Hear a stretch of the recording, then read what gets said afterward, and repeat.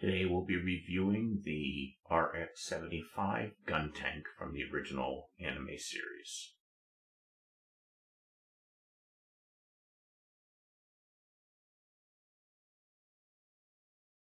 We have here the kit for the RX-75, the Guntank. This is from the Universal Century. It's got some nice cover art on it. This here is a older kit. This is number 7 of the HG Universal Century. This came out in 2000. There has not been a revive done for the Guntank. So this is the only one available in the HG Universal Century line. So we got some side shots here. And it's a fairly simple kit itself. There's not a lot of details on this piece because just the Guntank didn't have a lot of details to begin with. So here is the manual.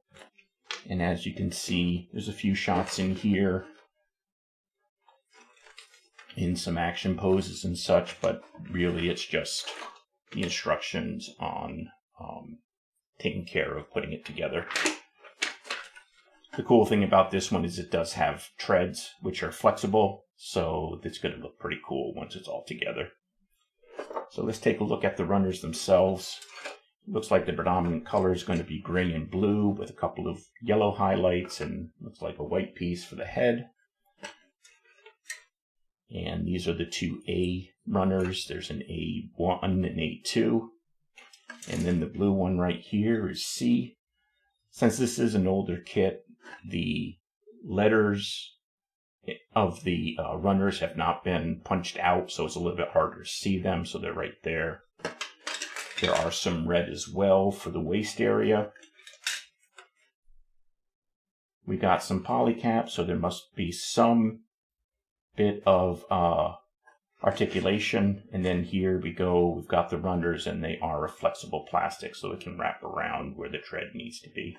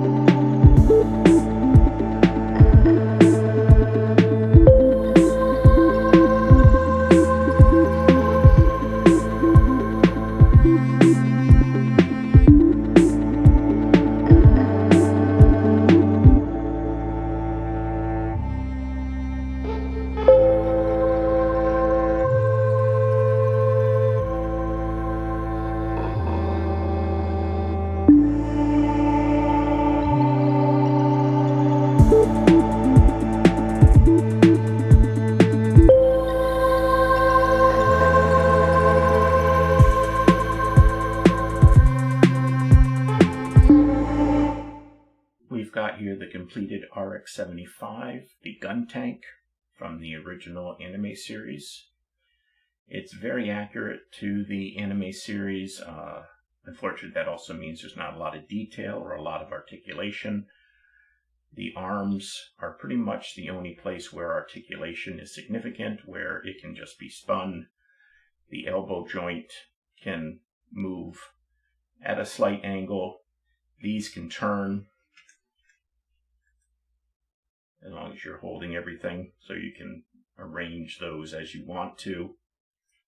The shoulder cannons can go up and down. I'd say that's a little bit more than a 45-degree angle all the way up.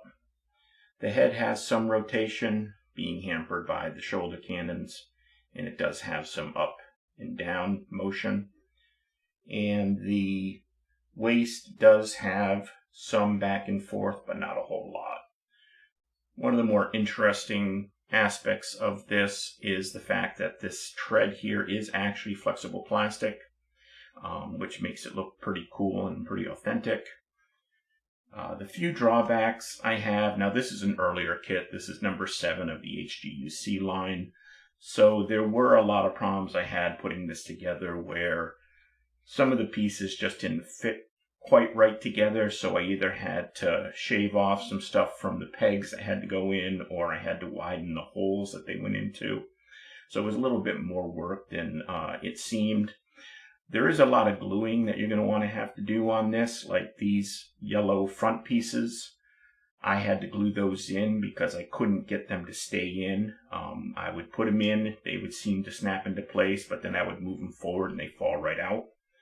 Another place where I would suggest some gluing, I haven't done it yet, but right here, the way that the tread gets stuck together is there's this little thing there, and then this goes in like this.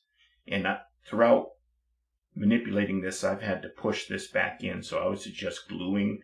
It's not going to, none of this turns. This is just for visual, so you're not going to do any, by gluing these, it's not going to cause any damage or anything like that, or prevent things from moving. Be light on the glue though, because this is a slightly softer plastic, and you don't want to have a ton of glue in there, because the way the glue works is it actually melts the plastic and fuses it together. There's a couple other places where you're going to want to have to glue, and that's these little pieces here. As you can see with this one, it's wanting to come off, and I've knocked them off a few times, so I'm going to be gluing those on. And once again, those are pieces that are just for visual decoration. They don't function for anything.